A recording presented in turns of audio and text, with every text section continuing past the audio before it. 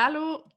Comme vous pouvez voir, ceux qui me voient et qui sont sur YouTube, il fait noir. J'avais envie, j'ai comme eu une petite inspiration du moment. J'avais envie de vous faire un épisode improvisé. En fait, je vous avais dit dans le dernier épisode que l'épisode prochain serait au sujet des sports dans un contexte de l'alimentation dans un contexte de sport d'hiver. Je vous ai un peu compté de menterie, joué un tour. Parce que justement, aujourd'hui, j'ai reçu une question sur mes réseaux sociaux, puis ça m'a inspiré l'épisode d'aujourd'hui. L'épisode d'aujourd'hui, en fait, je vais répondre à 3 questions que je reçois très souvent sur les réseaux sociaux. Évidemment, quand on crée du contenu sur les réseaux sociaux, souvent c'est sujet à questions et les gens nous écrivent en privé pour nous poser ces questions-là. Et je prends généralement le temps de répondre à tout le monde. Si je vous réponds pas, c'est vraiment parce que je reçois plein de messages et votre message se perd en deux. Mais généralement, j'essaie vraiment de répondre à tout le monde. Et là, je me disais, il y a des questions qui reviennent souvent. Ça serait peut-être pertinent que je prenne le temps d'y répondre à plus grand volume, donc que plus de personnes puissent m'entendre sur ces sujets-là. Premier sujet, que je reçois, dans le fond, par rapport auquel je reçois souvent des questions, c'est sur les suppléments. Et la question, c'est souvent quelle marque tu me suggères? C'est quoi la meilleure marque pour tel ou tel supplément? Euh, Ce que je réponds toujours en premier, c'est il faut se poser premièrement comme question, est-ce que c'est vraiment nécessaire de prendre le supplément? Euh, Généralement, la réponse à ça, c'est non. Mais c'est sûr que je ne peux pas m'avancer rapidement sans évaluation nutritionnelle. Mais je vous jure que c'est très, très rare que j'ai suggéré la prise de suppléments dans un contexte de consultation individuelle.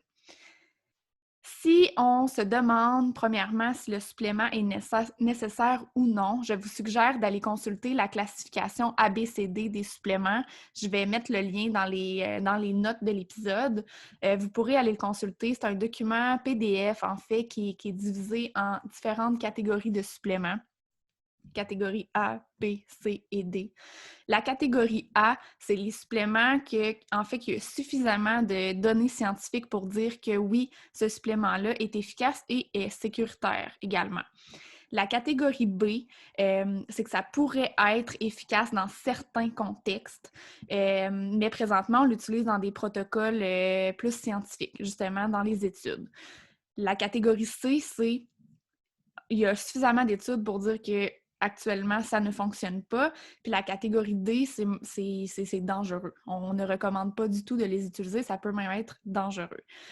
Je ne vais pas toutes vous les énumérer, vous dire quels suppléments se retrouvent dans telle ou telle catégorie, mais c'est sûr que si vous en prenez, je vous recommande d'aller consulter le lien, de vous questionner, est-ce que, premièrement, c'est un supplément qui est reconnu pour être efficace ou non?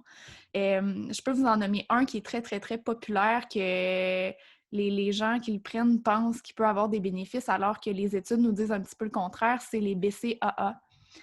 Donc, les acides aminés à chaîne ramifiée se retrouvent dans la catégorie B.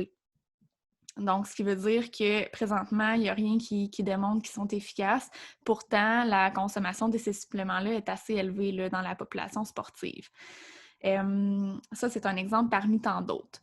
Donc, première question à se poser, est-ce que le supplément est reconnu comme étant efficace et est-ce qu'il est nécessaire? Donc là, c'est d'aller voir justement cette classification-là pour répondre un petit peu à cette question-là.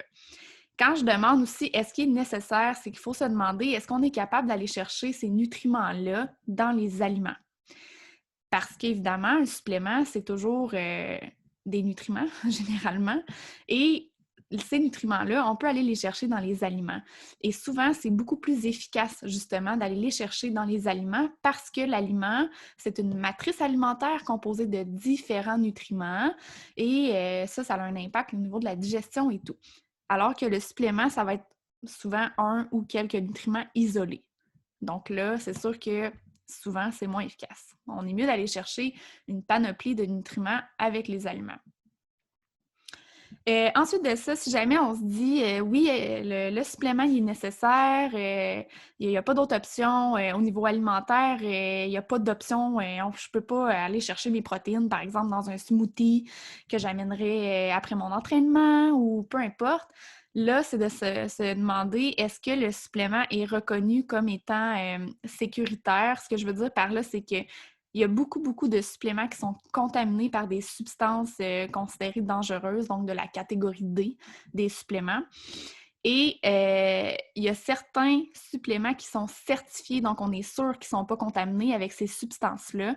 Pour savoir quelle marque qui se retrouve dans cette certification-là, on peut télécharger l'application de cellulaire qui s'appelle NSF for Sports. Et dans cette application-là, on retrouve vraiment toutes les marques qui sont certifiées et qu'on est certain qu'ils ne seront pas contaminés par d'autres substances. Parce que ça, c'est un autre problème super important avec les suppléments. C'est sûr que si je te dis tout ça, tu es perdu, tu te demandes, ah ouais, peut-être que je pourrais finalement aller chercher les nutriments dans les aliments, c'est quoi les options qui sont nécessaires pour moi? Je te recommande vraiment de consulter, de prendre rendez-vous, de voir c'est quoi les options possibles pour toi, parce que dans la majorité des cas, les suppléments ne sont pas nécessaires. Donc ça, c'est la première question que je reçois souvent.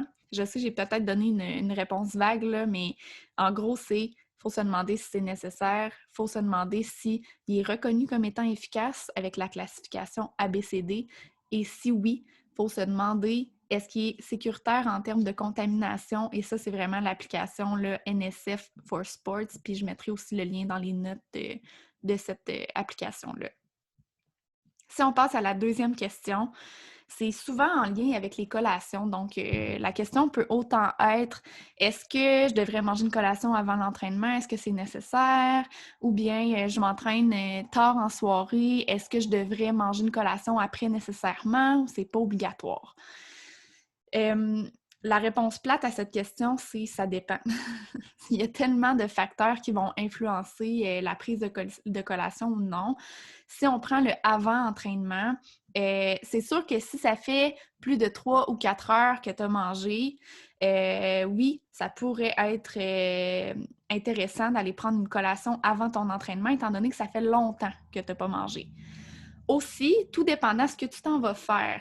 Dans le sens que si tu t'en vas faire un entraînement d'endurance qui va être long, par exemple, dans ton processus d'entraînement pour un marathon, c'est la fin de semaine et tu t'en vas faire ta longue distance. Et là, tu te demandes si tu devrais manger avant, alors que ça fait déjà un bon moment que tu vas manger. Par exemple, tu t'entraînes le matin et tu te demandes si avant la course, tu devrais manger. Si l'entraînement est long et que c'est en endurance, c'est un autre critère pour te dire oui, effectivement, la collation pourrait être importante. Un autre critère qui pourrait te dire que la collation est importante avant l'entraînement, c'est si pendant l'entraînement, tu as des baisses d'énergie. Donc là, mettons que tu n'as pas 3-4 heures depuis ton dernier repas ou ta dernière collation, tu te dis ah, tu sais, Audrey, elle m'a dit que c'était pas nécessaire à ce moment-là, mais que tu as des baisses d'énergie pendant l'entraînement, alors là, oui, ça pourrait être important d'aller ajouter quelque chose pour t'assurer que ton niveau d'énergie est stable pendant l'entraînement. Donc là, je répète 3 critères qui pourraient répondre à ta question. Est-ce que ça fait 3-4 heures que j'ai mangé? Si la réponse est oui, peut-être que la collation est importante. Est-ce que l'entraînement que je vais faire, c'est un entraînement qui est long, un entraînement en endurance? Si la réponse est oui, ça pourrait être important d'ajouter une collation. Troisième critère, si j'ai des baisses d'énergie pendant l'entraînement, la réponse est oui, la collation pourrait être importante. Et là, c'est super important de voir les nuances là-dedans parce que la nutrition, ce n'est pas noir ou blanc, c'est souvent gris. Alors, ça se peut que tu ne colles pas dans aucune de ces critères-là, mais qu'au final, la collation est aussi importante. Et ça, encore là, c'est vraiment en consultation individuelle qu'on peut voir c'est quoi vraiment qui est important pour toi. Pour la collation après l'entraînement, avant, on parlait d'une fenêtre de 30 minutes, super importante pour la récupération musculaire. Je vous dirais que c'est pas totalement faux, cette fenêtre de récupération-là. On disait en fait qu'il fallait manger un mélange de glucides, protéines dans les 30 minutes qui suivent l'entraînement. Super, super important pour récupérer. On s'est rendu compte que oui, c'est vrai, mais c'est surtout pour les gens qui ont un entraînement super rapproché. C'est quand on a une très courte période de récupération entre les deux entraînements. C'est souvent quelque chose qui va s'appliquer aux athlètes de haut niveau qui ont plusieurs entraînements dans la même journée, par exemple. Par contre, si ton entraînement se termine et que tu t'entraînes simplement 24 heures plus tard, on sait que tu vas avoir suffisamment le temps de manger des repas équilibrés, de manger des collations la journée qui suit pour bien récupérer. Fait que ça, c'est le premier point. La collation, là, directement après l'entraînement, même si tu t'en vas te coucher, n'est pas nécessairement super importante pour bien récupérer, à moins que quelques heures plus tard, tu aies un nouvel entraînement qui arrive.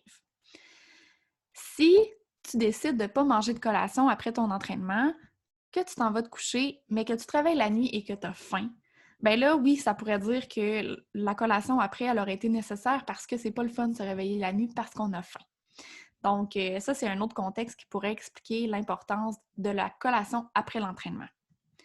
Autre point que je voulais nommer par rapport à ça, si tu t'entraînes et que dans l'heure qui suit, 2 heures qui suit, il y a un repas qui arrive, c'est pas nécessaire de prendre une collation tout de suite après l'entraînement. On sait qu'il va y avoir un repas complet qui va aller combler les manques. À moins que tu ne sois pas capable de te rendre au prochain repas parce que la faim est trop élevée. Là, oui, ça serait important d'avoir une collation. Évidemment, je nomme vraiment tout plein de contextes, tout plein de choses qui peuvent arriver, mais c'est important de garder en tête que chaque personne est différente, que l'important, justement, c'est d'avoir une approche qui est personnalisée, puis c'est de se questionner aussi, de ne pas nécessairement manger juste pour manger, mais de se demander est-ce que c'est nécessaire ou pas. Dernière question que je reçois souvent, c'est est-ce que tu fais des plans alimentaires? Cette question-là, je vous dirais que c'est celle que je reçois le plus souvent.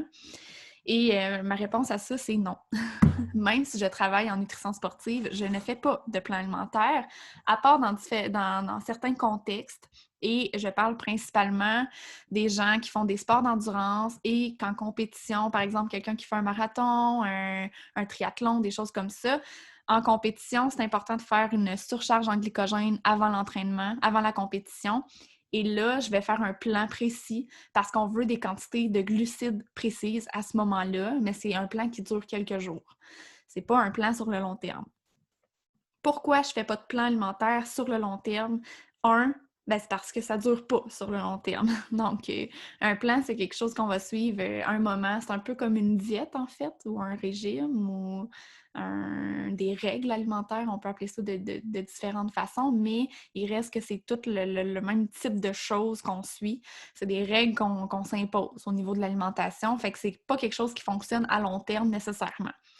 Deuxième point par rapport à ça, c'est important de savoir que nos besoins nutritionnels, sont différents d'une personne à l'autre. 2, vont changer de jour en jour. C'est pas vrai qu'on prend une formule, on calcule nos besoins aujourd'hui puis que c'est fixe dans le temps. Chaque jour, notre faim est différente, nos signaux de faim, de satiété sont différents et c'est ça qui nous demande vraiment qu'est-ce qu'on devrait manger, quand qu'on devrait manger. C'est pas vrai que chaque jour, on doit manger exactement les mêmes choses, exactement aux mêmes heures. Ça se peut qu'une journée, tu aies besoin de prendre 3 repas, 3 collations dans ta journée parce que c'est ça que ton corps t'a demandé et que le lendemain, tu prennes juste 3 repas, 0 collation et que c'est correct comme ça.